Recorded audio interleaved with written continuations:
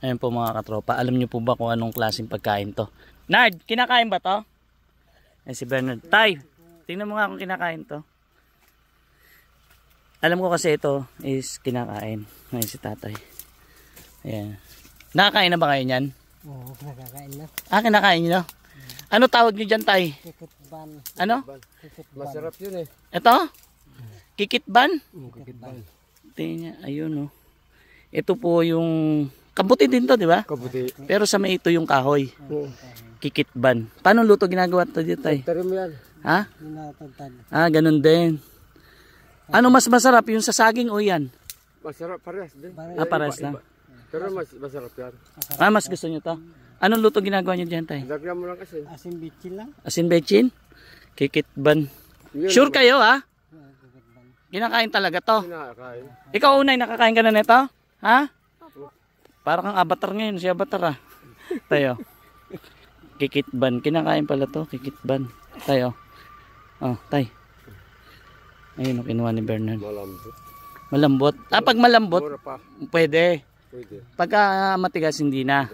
Ah, ayun. Ito po pala, yung mga kabute na tumutubo sa mga tuyong kahoy, basta malambot, pwedeng kainin. Kikitban po kung tawagin ng mga kababayan nating aitan dito sa bundok at talagang kinakain nila.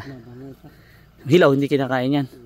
Kinakain din, tapos makunat siya. Makunat. Makunat. Sige nga, Makunat kakain. tikman ko rin. Hati tayo. Ako din, tikman ko nga rin. Kaya gusto na tatarin mo. Tapos, Matino. Makunat siya. makunat nga.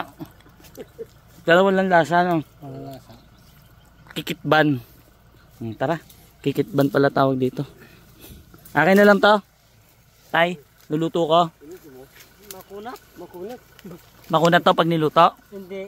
Yung pag naluto na, hindi na. Ah, pag naluto hindi na. Tapos si una sunod-sunod din siya, oh. Oh. Saka maganda yung lasa niya. Ah, maganda yung lasa. Ah, mas gusto nyo to kaysa sa kabuting saging. Ganyan kasi yan, no? Unay, oh. Oh. Kikitban. Masarap yun. Ito? Sure ka tayo, ha? Sure. Wala. Lagyan mo lang kunting sabaw. Ay, sasabawan ko? Ay, konti. Lagyan ko ng baboy, masarap. Masarap yan. Masarap yan, baboy. Mga 5 kilong baboy. Mas masarap. Hindi na makikita ang ano. Kikitban. Kikitban, hindi na makikita. Ah, kikitban. Hindi na makikita pag isang kilo. Ay, alam po yung sityo, nakakita kami kikitban. Tayo, alam mo pa yung isang kabute, yung tinatawag na sudsod. O yung mahaba. Mahaba, tapos may tubig. Yung may tubig sa loob. Nuhugot siya ganun. Meron kang alam? Wala pa. Pag meron ka, sabi mo sa akin, ha? Kikitban. Hindi ba ito mapait? Hindi. Ha? Mapait sana, kinain natin. Ayun sila Patrick, pauwi na po kami. Nakakita kami na, Hindi siya mapait ito. hindi mapait. Hindi. Kikitban. Alam niyo yung kikitban? Hindi, oh. Ako din, hindi ko rin alam eh. Ito po ay kabuting kahoy na kung tawagin ay Hindi mapait.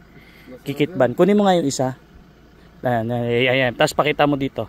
Oh, yan po yung ano kikitban. Oh.